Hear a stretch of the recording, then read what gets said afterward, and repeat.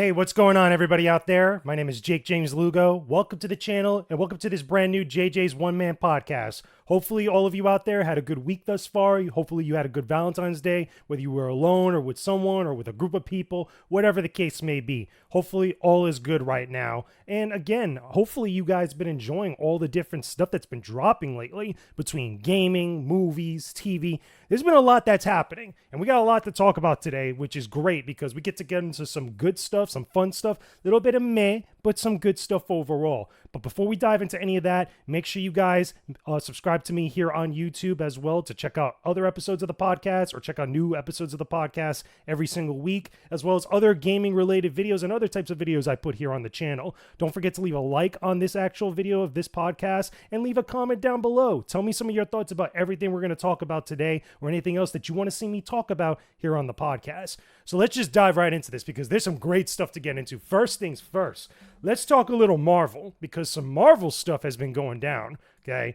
Let's talk about this trailer for X-Men 97 because, man, oh man, I'm digging this, okay? Now, they dropped this yesterday. Yeah, they dropped this yesterday, and it looks great. Like, just flat out looks great. I love the nostalgia plays that they're doing for X-Men 97. Just looking at this right here, right now. Hopefully I can mute this before it gets a little bit crazy. There we go. Just going through some of it. Like, look, we're looking at like a tube TV. We're getting that final episode of the original series.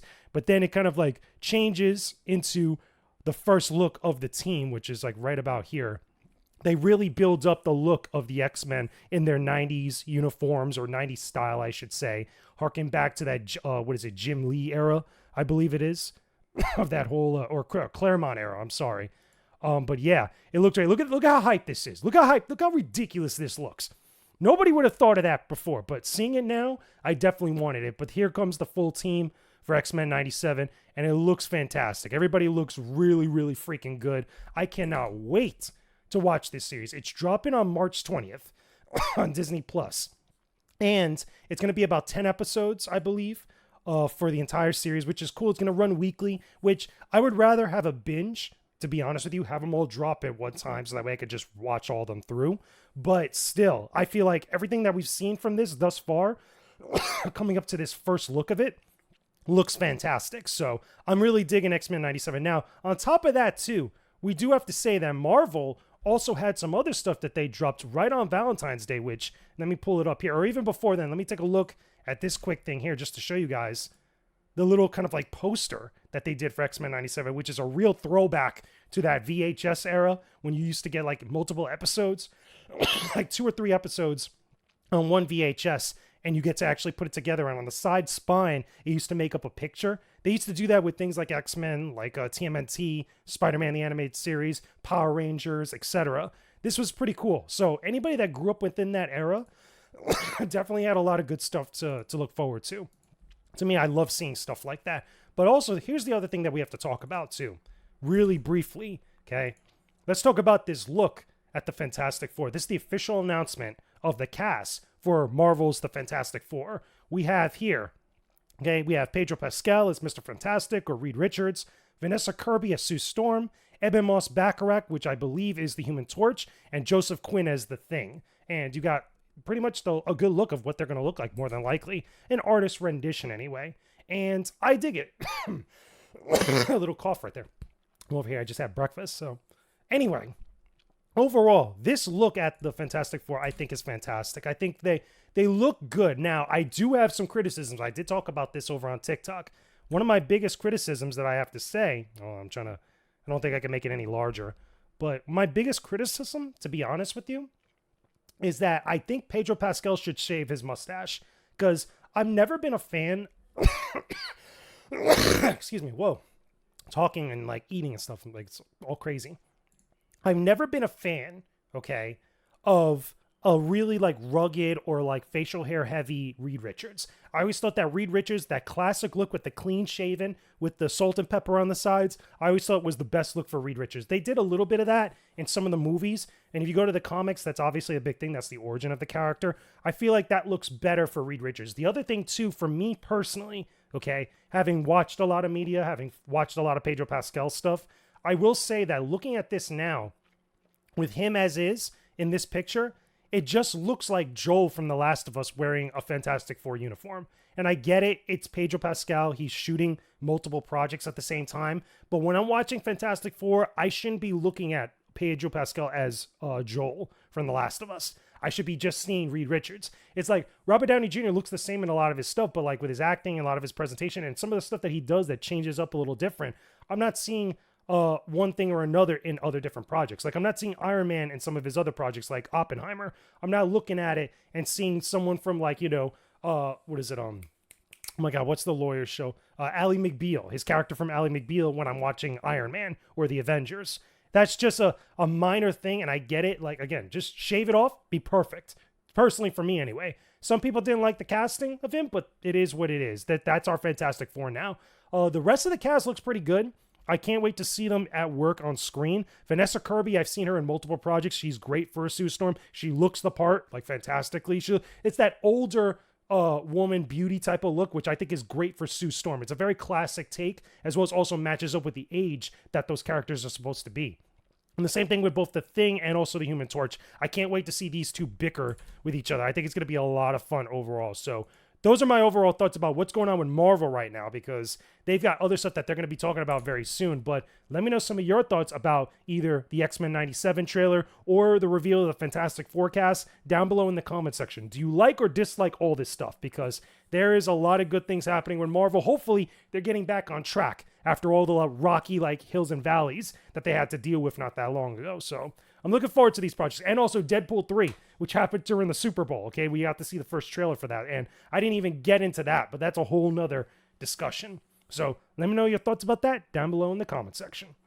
Now, let's talk a little bit about some Xbox stuff, because yesterday, at the time I'm recording this podcast, okay, Xbox had their business update podcast, which is the Xbox podcast that they do every single week. But this one was a little bit more special and more important for people because it was hyped up for many different reasons. The big thing here, I'll read some of the actual posts here from Xbox. After the podcast went live, they shared some of this stuff. But basically, Xbox is keeping our promise to bring more games to more players around the world. With an incredible year of major releases like Senua's Saga, Hellblade 2, Indiana Jones and the Great Circle, Avowed, Ara, Towerborn, and more, 2024 is going to be great for Xbox players around the world, and we can't wait to see you in June. Which I should say, they had a couple announcements during their business podcast, okay? Number one, there's an Xbox showcase happening in June, which is like their E3 presentation like they always do every single year. Number two, they have Diablo 4 coming to Xbox Game Pass, which I feel like was probably one of the bigger announcements that was actually like new that nobody really thought of, but now that's happening, okay, which is fine. I don't have to get it on PlayStation 5. I can play it through Game Pass if I have Game Pass. Not a big deal, right? Some people will like that. Some people don't care. It is what it is. And then finally, number three, which is the biggest thing, which they talked about first before all of that, was that there are 4 Xbox exclusives that are going to other platforms. Now, originally, the big hubbubaloo about all this stuff was that Xbox was going to get out of the console business and that they were going to go full third party. Clearly not the case. The other thing too is that people thought and were talking about and discussing about other Xbox third parties or Xbox exclusives going third party to other platforms like Switch and like PlayStation 5. That seems to be the case, but not with the titles that people were throwing around. People were saying that Starfield was going to be one, Indiana Jones, Blade. There was talk about even Master Chief Collection jumping over to like PlayStation 5 or something. There was a whole bunch of stuff, and they were coming from people that are invested in the Xbox ecosystem or people that just really talk about Xbox. It was all over the place, right? Everybody was freaking out. People were wilding out. You had Xbox fans that were turning in their consoles to GameStop. It was ridiculous, okay?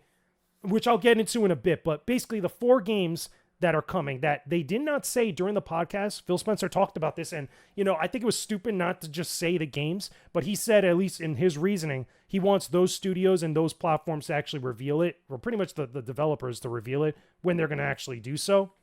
And I thought it was dumb, but here are the 4 games that people are already speculating or talking about from various different sources. Grounded, Sea of Thieves, Hi-Fi Rush, and what was the other one? Pentiment. Sorry, Pentiment. So Grounded, Hi-Fi Rush, Sea of Thieves, and Pentiment are those 4 games. Now, Phil did describe them a little bit, and a lot of this is also based on some of the leaks that came beforehand for like the last week or so, including the big data mine leak from Hi-Fi Rush, which showed images of like outfits for the character that are based on different platforms, PlayStation 5, Nintendo Switch, PC, etc. And I get that.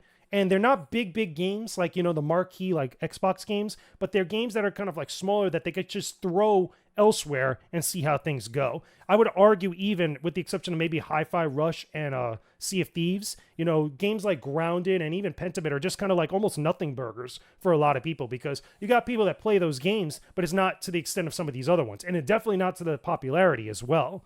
And for me personally, having watched all of this, seeing everybody while out over the last week or two, this whole podcast felt like a big meh to me. It was like not that much of a huge deal. Like, it felt like people were wiling out for no reason.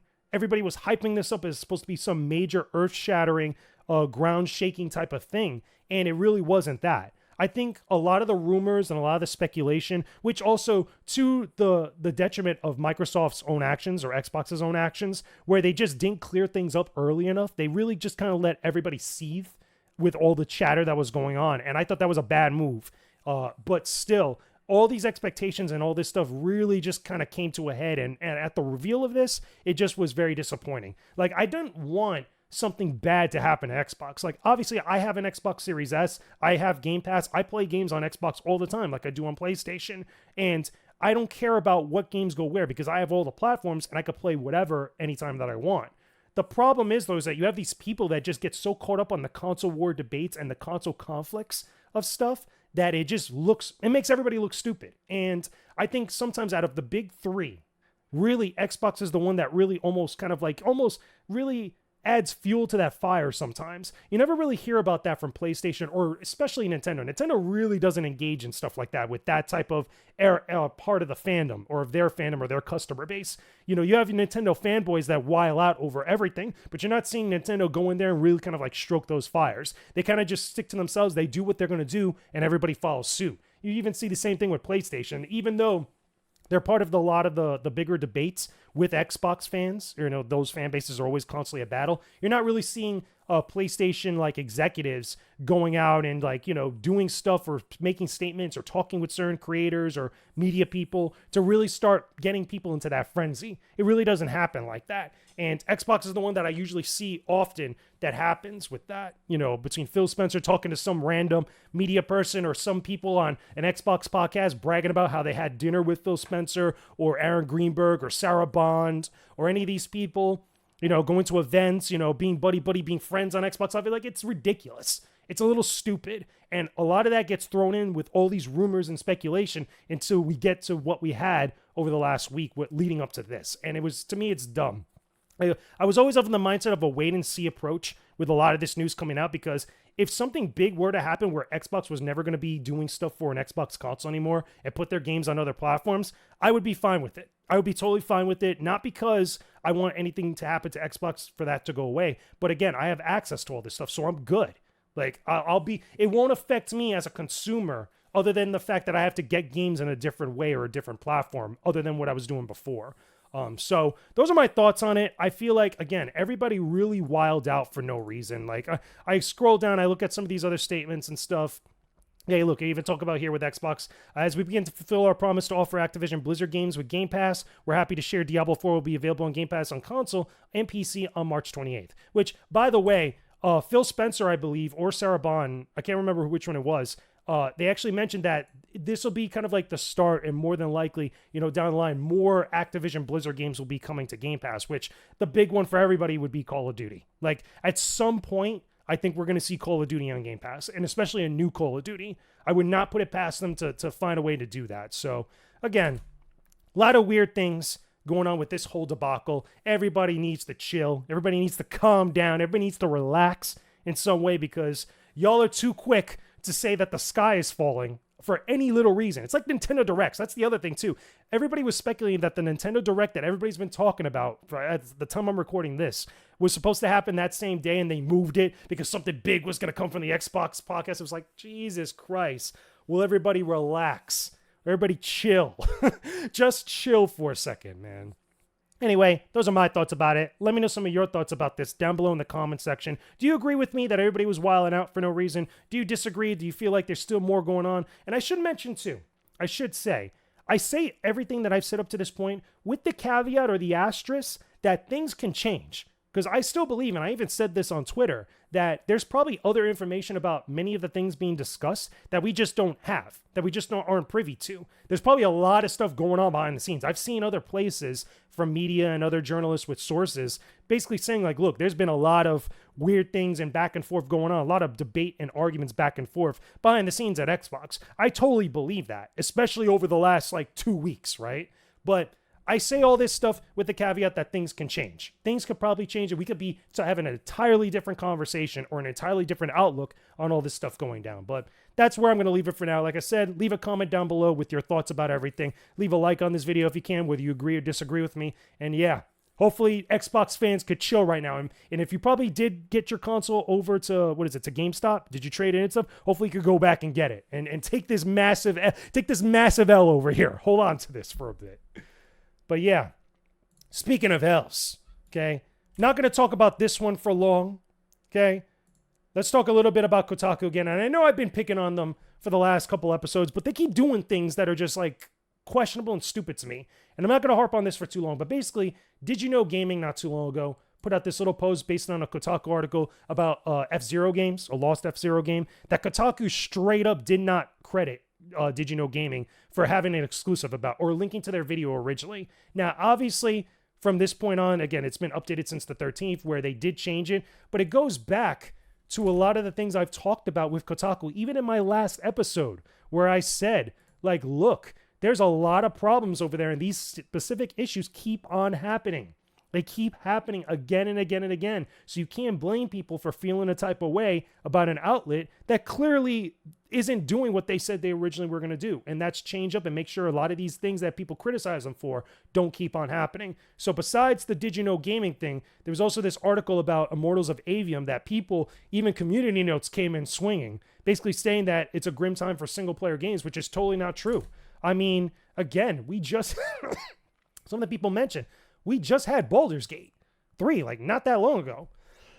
We just had games all over this. We're about to get another single player game very soon with Final Fantasy VII Rebirth, which we'll talk about in a little bit. But all this stuff, again, about articles that just seem like they're being done or things that are being done to either jab at the audience or just completely drop the ball in many different ways, keeps happening at Kotaku. And there needs to be something done over there to really change it up, to make sure that people that are supposed to be in positions of like doing their jobs aren't dropping the ball, aren't messing up. Now, here's another thing. I want to find this. If I can actually see it, I have to go to a little bit further back on my own Twitter page where one of the editors had talked about how they only have so many editors there to actually catch these things.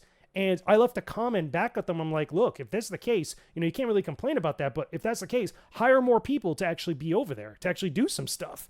Because it's like, yo, you can't claim or complain that things are tough for you and things are bad for you when you took up that position. You wanted to be over there, so you got to deal with the responsibility, like that, just the way it is. Like, you can't just be mad and blame everything else other than your own inability to get the job done, especially for stuff like this that keeps on happening, which is like, again, I'm still trying to find it here. But it's like a constant thing with them. And like I said, I don't want to harp on it for too long. I just want to show the image if I can find it. I got to keep going all the way back, okay, before all the Valentine's Day stuff. But look, if there's an issue with it, then you got to take steps and you got to find ways to get around that to actually correct the problem. So that way people in your audience, especially, don't constantly bring that up and hold it against you. Because otherwise, if nothing gets done, if nothing gets changed, nothing's going to really be different and you're going to stay in the same boat. It's going to be a constant thing. So I'm trying to find it here. I'll try to see if I could get to it. But yeah, let me know down below in the comments what you all think about this, about as far as, Kotaku, a lot of the issues that have come up, the DYKGaming thing, talk to me about all that because it still is a constant, it seems to be a constant issue with everybody. It seems to be a constant problem and a thing that, everybody is still caught up on. It is what it is. Damn, I can't find this. It's like there's so many tweets. So many tweets I got to go through. I don't even remember the name of the editor it was, but it was a Kotaku editor and writer that was there that definitely made that comment. It's like, look, I even went so far back as that Twitter's got to reload all their stuff. Just keep going. Damn, I tweeted a lot on Valentine's Day.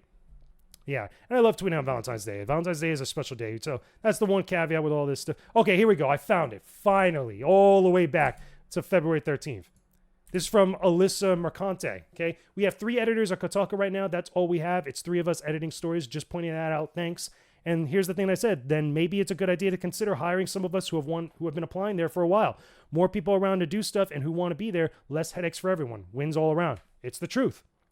It's the honest to God's truth. And you can't really blame stuff, like I said, with that when this type of thing has been an ongoing issue for a long time. So anyway, like I said, let me know your thoughts about all this down below in the comment section. So let's end off on a good note. Let's talk a little bit about the upcoming Final Fantasy VII Rebirth. I'm ready for this. I am super ready for this. So I played the demo. I did talk about a little bit about the demo. I think on last episode or before. I know I talked about it on TikTok recently. But Final Fantasy VII Rebirth, let me tell y'all about this demo, because we're supposed to get an update to the demo very soon, which is going to allow us to play more elements of the open world gameplay around Midgar in the open world. And that's going to be really, really cool. But the demo that they originally had, which was the flashback sequence to Nibelheim, I thought was really cool. The game looks great, feels great to control. The voice acting and the soundtrack, look, it sounds amazing. A lot of great little details all around Nibelheim, a lot of different stuff. And where the demo ends during that flashback and the way it's all set up and stuff was fantastic. I really, really, really enjoyed this demo. And I can't wait to play the second part of it. This is the same stuff that a lot of the media not that long ago got a chance to go to Square Enix and actually go check out the demo. They played about 4 or so hours of it, so they definitely played a little bit more than what we're going to get in the demo.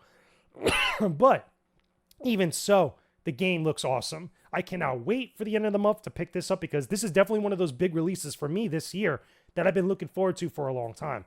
This is my next big one after Tekken 8. Because Tekken 8 was the big one for me earlier this month, or last month, or at the end of last month, I should say.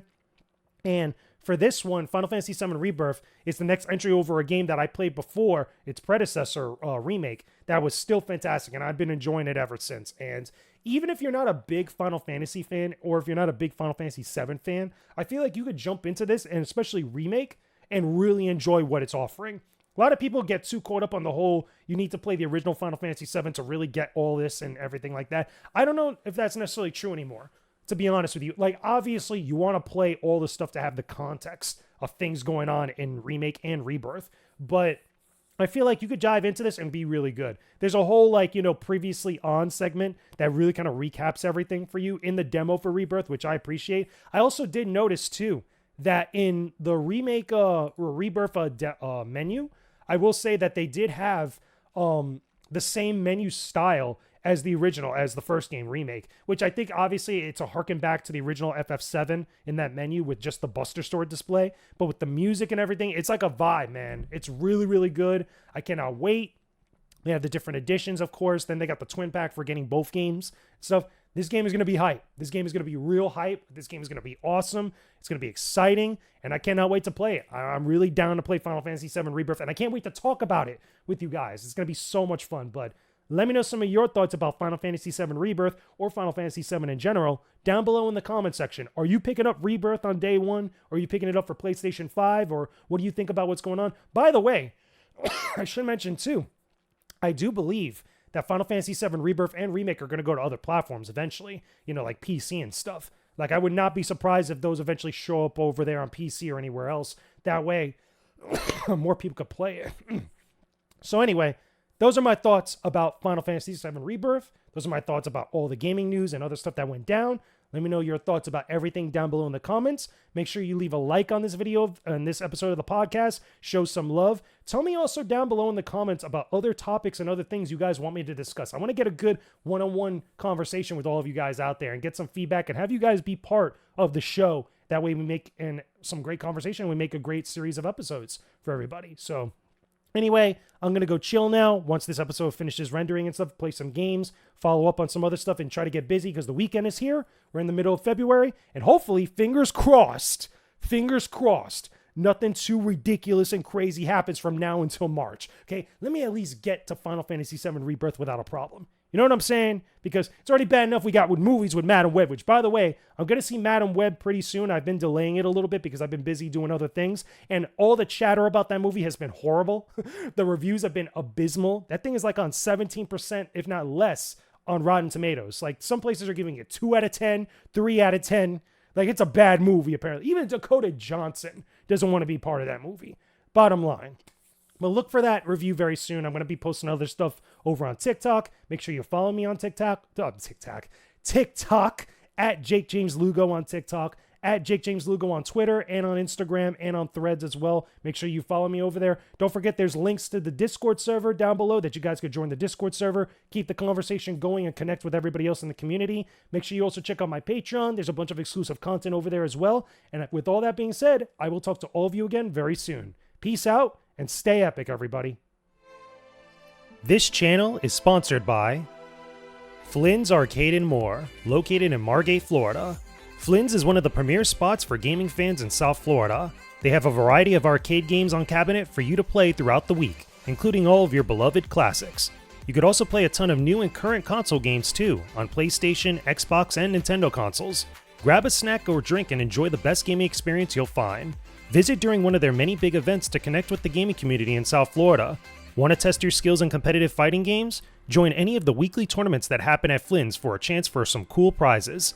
And if you're into tabletop gaming or model kit building, there's a bunch of events there for you too. Swing by Flynn's Arcade and More, located in Margate Boulevard in Margate, Florida. You won't find a better spot than Flynn's.